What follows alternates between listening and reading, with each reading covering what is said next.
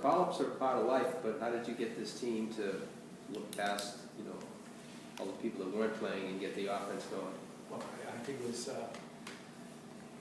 was pretty easy after the performance that we put in against Portland. And that was, some people reported as it was a benching, but it was, it was part of the plan to do the rotation of the team when the game started to come, every 2 or 3 days. There's only a couple girls that can play, go back-to-back games like that, physically can withstand, the intensity of 2 90-minute matches, without the 72 hours that you really need to recover. And, for me, I looked at it and it was their first situation, sort of having call-up decimation, and we'd already done it and we were used to it. And I think the team has played really well over the last 5 matches. I mean, we've dropped points, but we've played really well to the point where the opposing coaches have apologized for some of the wins.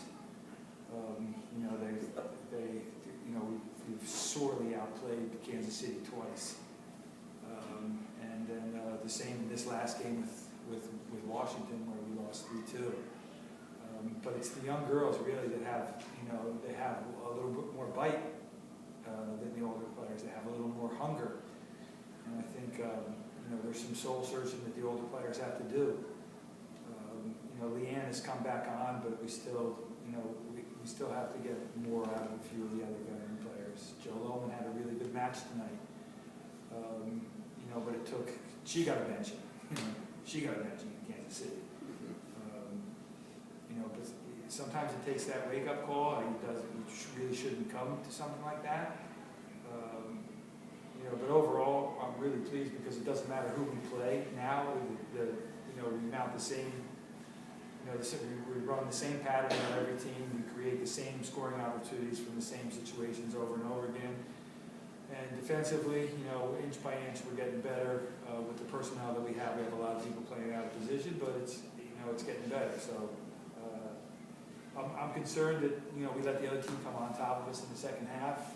And it became sort of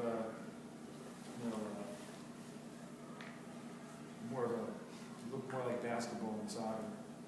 Maybe at that point, we still need to be able to work and sit on the ball. My only concern with this group is that when we sub, we don't have all the pieces. So we replaced a 9 with a 4, or a 10 with a 4 rather, and it got a little crazy. We had to put an outside back in up front. There are some reserve players that are coming through that are doing quite well that I would like to give them a chance, but we're sort of in a delicate situation. So, had we converted maybe 3-0, I would give them girls a look-see. But I feel we're in a really good place for next Thursday's match as well. I think, Seattle's going to be missing a lot of players, and I think, those 2 front runners, they're by far, at this point in the season, they're the best thing that we have, Jazz Reeves and Kevin.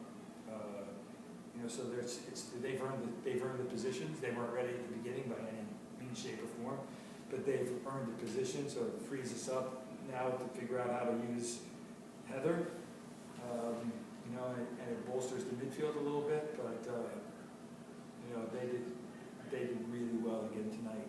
And I talked to them before the game, and I told Jazz she doesn't have to get a hat trick. People are going to expect a lot of her, but she's also going to get a little bit more attention than she got in the previous game. But even she's coming off a bit of a concussion. The other teams they can't handle her, and then Ken is just really stepping into her own. I mean, she's a handful for opponents from the physicality standpoint, and she did some unbelievable hold-up work that our players didn't even key into. I mean, there's one time where she was holding the ball and asking somebody to run off of her. So I think that's a really good combination, and that's about it. Julie King's playing out of her mind. I mean, she's having an all-star type of season, and so I think it's all come together. I don't think it's too late. I've been really hard on the girls over the last couple of weeks, because after last week's loss, I thought that was the pivotal point in the season. I thought we could have been flying at that. I think we would have won in Kansas City, and then we would have won here, and all of a sudden we're looking dangerous. So I didn't come to talk to you guys, and I didn't get in my car for about 2 hours. I just I walked around in circles, wondering how that could happen. And so, all in all, it's coming together nicely. To see 4 in a row, with 5 counting the Portland game now, and see no change in style, it's very promising. So I got to give kudos to the ladies. They're hanging in. They're making adjustments. They're trying to get better. They're adjusting to being criticized, which I don't think most of them have been ever criticized before. And to the management for having faith and giving us time to put it right. But I don't think there's anybody right now that attacks as well as us, save Seattle, who's it's just an all-star cast. So if we can shore up our defense and we can string a few games together, playoffs are a one-off. Anything can happen. I live for the one-off. But I predict that we will win on Thursday, and I think that it's the injection of confidence that the girls need. And lastly, Alyssa has really turned her season around, and she did it on the threat of the benching. We didn't bench her, but we were thinking about it, and that was enough to just snap on the leg. So I'm really happy that they're happy, because it's been miserable around here. Yeah, Alyssa was a little aggressive. Maybe she was, coming out the balls a lot. Yeah. But you said you were maintaining everything. Is that what happened in the 42nd and 43rd minute? It just came together with goals. Yeah.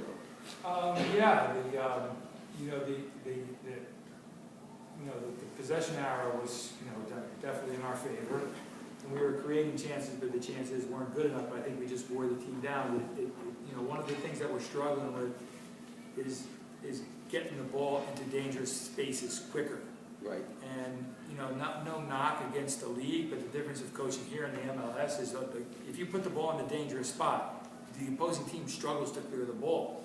So even if you don't latch on to the first ball, you're going to get another chance and maybe another look at it.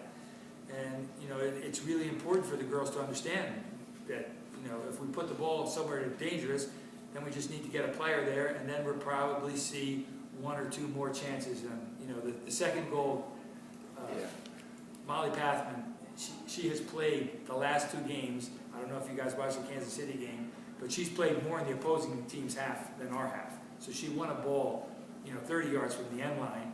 Jazz ran down the loose ball, backheeled it to her. She came and she gave a great cross, but it took 2 or 3 efforts to get the ball across the line. And that's essentially what we need to do to score goals right now. In Kansas City, we had 3 opportunities. We should have been up 3-0. And, we come out of the half down 2-0.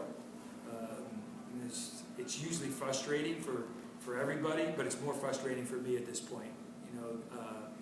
You can't really diagram the goal, so we need a change in attitude. And these young kids have more of an attitude to get that done. I think they're a little bit more invested at this point. So if we can get everybody on the same page when everybody comes back, fair enough. But I think the Portland game leveled out the talent pool. So where we had a stratosphere where, some people thought that the top of our roster was here and the bottom of our roster was here, it sort of turned it on its side. And I think there's a lot more respect amongst the players right now. And then, nobody likes losing, so there's your share of malcontents, but that doesn't worrying about things and fretting and complaining never helps anything. Good. Thanks a lot.